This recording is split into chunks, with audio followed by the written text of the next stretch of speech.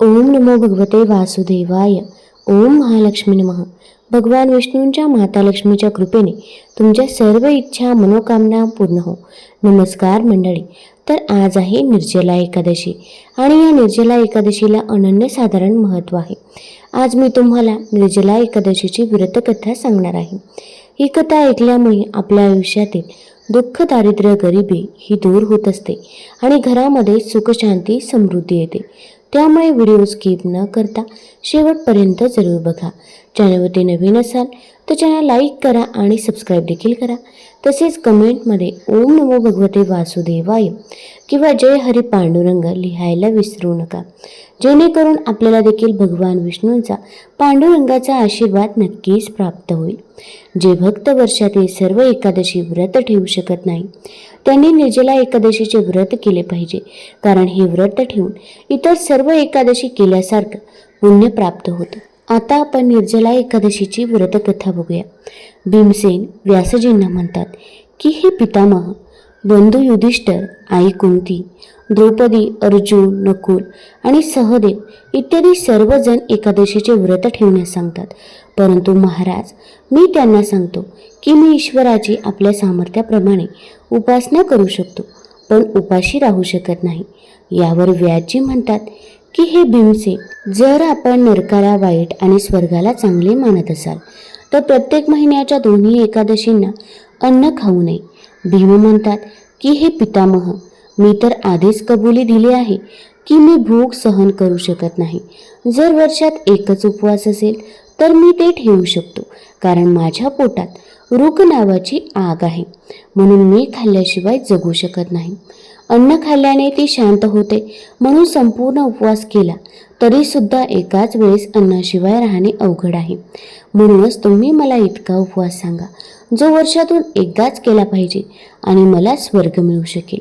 श्री व्यासजी म्हणाले की हे पुत्र, अनेक महान ऋषी मुनींनी बरीच शास्त्र वाचली आहेत, ज्यामधून पैशाशिवाय केवळ जरा प्रयत्न केल्यास स्वर्ग प्राप्ती होऊ शकते.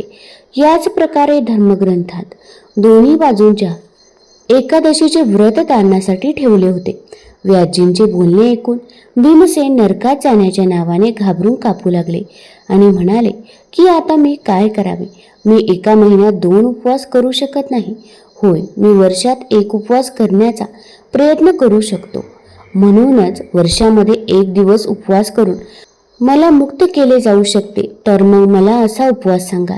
हे ऐकून व्यासजी म्हणाले की ऋषभ आणि मिथुनच्या संक्रांतीच्या दरम्यान ज्येष्ठ महिन्याच्या शुक्ल पक्षामध्ये एकादशी येते. तिचे नाव निर्जला आहे. आपण त्या एकादशीचे व्रत करा.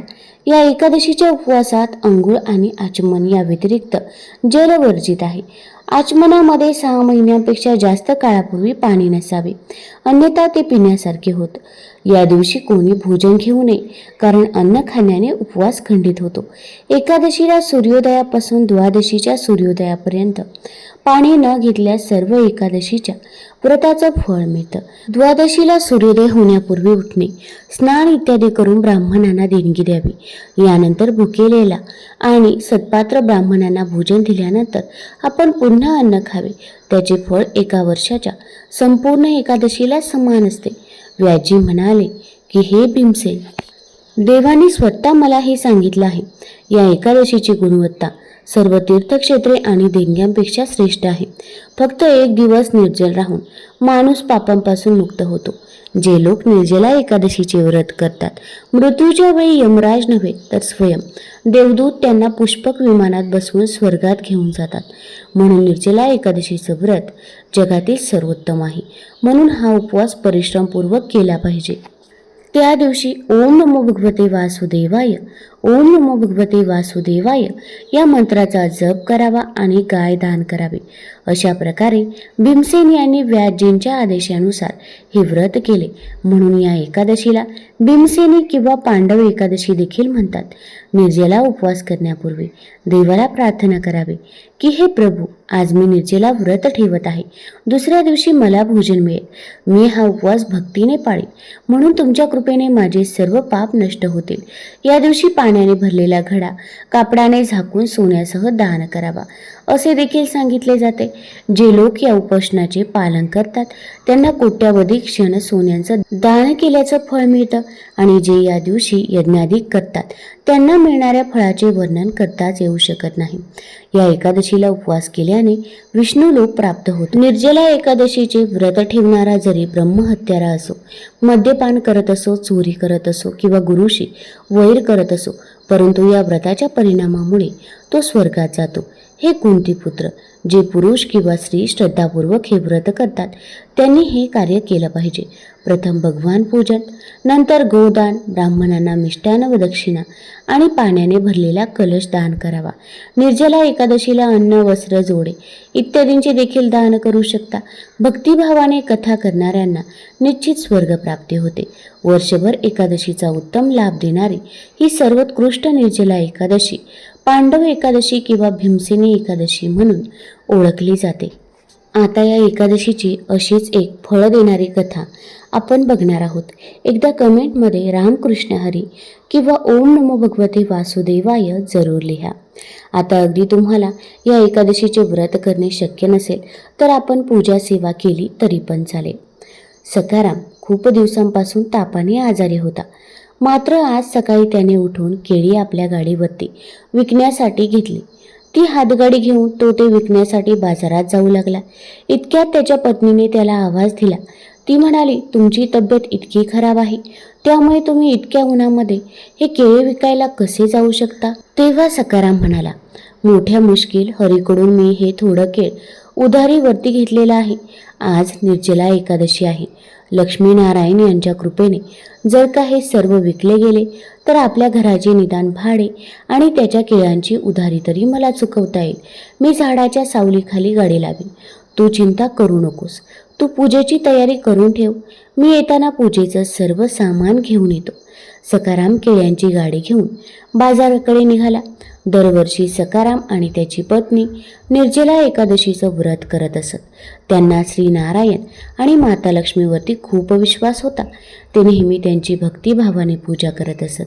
त्याची बायको मात्र खूप चिंतेत होती, कारण सखारामने तब्येत ठीक नव्हती आणि त्यानं निर्जला एकादशीचं व्रत देखील ठेवलेलं होतं. ती लक्ष्मीनारायणाला मनोमन सांगते, हे परमेश्वरा, मला माहीत आहे की तू खूप दयाळू आहेस आणि तुम्ही तुमच्या भक्तांची नेहमी रक्षा करता.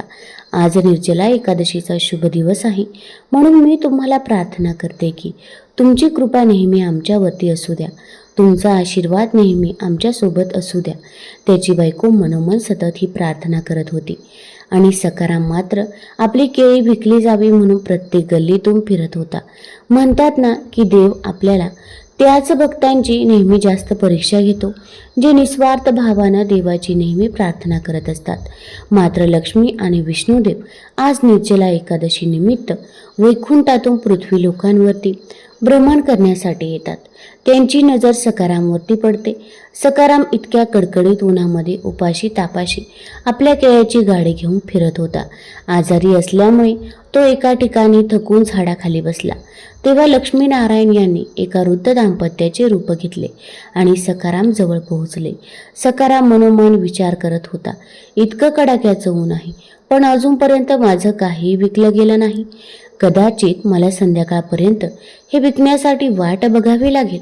तेवढ्यात ते वृद्ध जोडपं सखारामच्या जवळ पोहोचलं आणि ते सखारामला म्हणाले, मुला, आज निर्जला एकादशीचा दिवस आहे. आज जर का तू फलदान केलंस तर ते पुण्यामध्ये गणलं जातं. आज निर्जला एकादशी निमित्त आम्हाला लक्ष्मीनारायणाच्या मंदिरामध्ये फलदान करायचं होतं, पण मी पैसे घरीच विसरलो आहे. आम्ही दोघे जण सर्व बाजारभर फिरलो, पण कुठेही दुकानदार आम्हाला उधारीवरती फळं देण्यास तयार नाही. म्हातारीचं रूप घेतलेली लक्ष्मी म्हणाली, आमचं घर इथून खूप लांब आहे. आम्हाला जाऊन येण्यामध्ये खूप उशीर लागेल. आम्ही आता इतके म्हातारे आहोत, त्यामुळे आम्ही घरी जाऊन पुन्हा येऊ शकत नाही. त्यातच आम्ही खूप थकून जाऊ. पण जर का तू आत्ता आमची मदत केलीस आणि ही सर्व केळी जर का तू आम्हाला दान करण्यासाठी दिलीस तर आम्ही संध्याकाळी तुला तुझे सर्व पैसे परत करू. म्हाताऱ्याचे रूप घेतलेले नारायण म्हणाले, जर तू ही आम्हाला नकार दिलास तर आमचं निर्जला एकादशीचं व्रत सफल होणार नाही. आम्ही आता म्हातारे झालो आहोत. माहीत नाही आम्ही पुढच्या वर्षी असू की नाही. त्या वृद्ध जोडप्याचं हे बोलणं ऐकून सखाराम विचार करू लागला. मी यांना ओळखत नाही. यांना मी उधारीवर आणलेली सर्व केळी कसे देऊ? पण जर का मी ही केळी त्यांना दिली नाही तर त्यांचं निर्जला एकादशीचं व्रत सफल होणार नाही. शिवाय हे फार म्हातारे देखील आहे. थोडा वेळ विचार करून त्याने ठरवलं की ठीक आहे, ही केळी यांना दान करण्यासाठी द्यायची. त्याने ती सर्व केळी त्यांना एका गोणीमध्ये भरून दिली. तो त्या जोडप्याला म्हणाला, सर्व केळी मी तुम्हाला दिली आहेत. तुम्ही जाऊन आनंदाने याचं दान करा. पैशाचा विचार करू नका. तेव्हा तो वृद्ध म्हणाला, आमच्याकडून तुला खूप खूप आशीर्वाद. आजच्या दिवशी तू पैशाचा विचार न करता आम्हाला दान करण्यासाठी तुझी सर्व केळी दिलेली आहेस. तुझं खूप भलं हो. लक्ष्मीनारायण तुझ्यावरती नक्की कृपा करतील. आम्ही संध्याकाळी तुला तुझे पैसे आणून देऊ. तू तुझा पत्ता मला देऊन जा.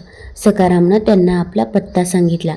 आता सर्व केळी त्यानं त्या वृद्धांना देऊन टाकली होती.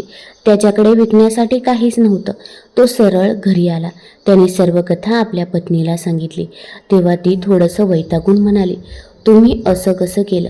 उधारीवर घेतलेली केळी तुम्ही अनोळखी माणसांना कशी देऊन टाकली? आज जर आपल्याकडे खाण्यासाठी एक अन्नाचा दाणा पण नाही. अगोदरच तुम्ही आजारी आहात. आता जर का त्यांनी तुम्हाला संध्याकाळी ते पैसे परत केले नाही तर कसे होणार? तेव्हा सखाराम म्हणाला, काळजी करू नकोस. ते वृद्ध जोडपं मला धार्मिक वाटलं. ते संध्याकाळी येऊन आपले पैसे आपल्याला देऊन जातील. तू पूजेची तयारी केलीस का? तेव्हा पत्नी म्हणाली, मी तयारी तर केली आहे, पण आपल्याकडे पूजेसाठी काही सामग्री नाही.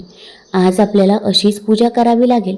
दोघांनीही मनात विचार केला की आज कदाचित देवाच्या मनात हेच असेल की आपल्याकडे पूजेसाठी काही उपलब्ध नसेल.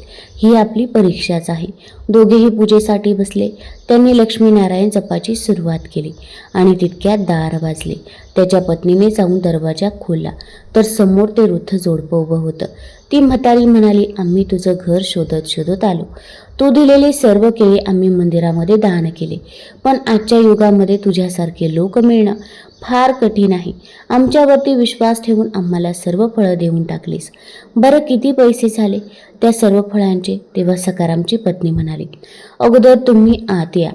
आज निर्जला एकादशीच्या दिवशी आमच्या घरी आलेला आहात. तुम्ही वृद्ध जोडपे आहात. तुम्ही आमच्यासाठी लक्ष्मीनारायणप्रमाणे आहात. आमच्या घरी असे मोठे कुणीही नाही, म्हणून आम्ही आज तुमचेच पाय धुवून तुमच्याकडून आशीर्वाद घेतो. सखारामची पत्नी लगबगीनं पाणी आणते आणि ती दोघेजण वृद्ध जोडप्याचे पाय धुवून त्यांचे आशीर्वाद घेतात. त्यांची ही पूजा रक्षा बघून लक्ष्मीनारायण प्रत्यक्षात त्यांच्यासमोर त्यांना आपले दर्शन देतात. लक्ष्मीनारायण आपलं रूप घेतात. सखारामच्या घरामध्ये धनधान्याच्या सोन्या नाण्यांच्या राशी भरल्या जातात. लक्ष्मीनारायण म्हणतात, सखाराम, आम्ही तुझी परीक्षा घेत होतो. तू आमच्या परीक्षेत पास झालास. तू निस्वार्थी भावानेच आमच्यासोबत वागला, त्यामुळे आम्ही तुझ्यावरती प्रसन्न आहे. याच्यापुढे तुझ्या जीवनातील सर्व दुःख नाहीसे होतील. तुमच्या घरामध्ये सुख समृद्धी नांदेल. लक्ष्मीनारायणाच्या कृपेने सखारामचे जीवन आनंदाने भरून गेले. त्याच्या घरामध्ये सुख समृद्धी आणि चैतन्य नांदू लागले. त्यामुळे आपण देखील कोणतीही गोष्ट करायची असो पण ती मनापासून करावी. मनापासून भगवंताची पूजा सेवा करावी. आपल्याला कधीच काही कमी पडत नाही. तुम्हाला जर ही कथा आवडली असेल तर चॅनल लाईक करा, सबस्क्राईब करा आणि आपल्या मित्रपरिवारासोबत जरूर शेअर करा. धन्यवाद.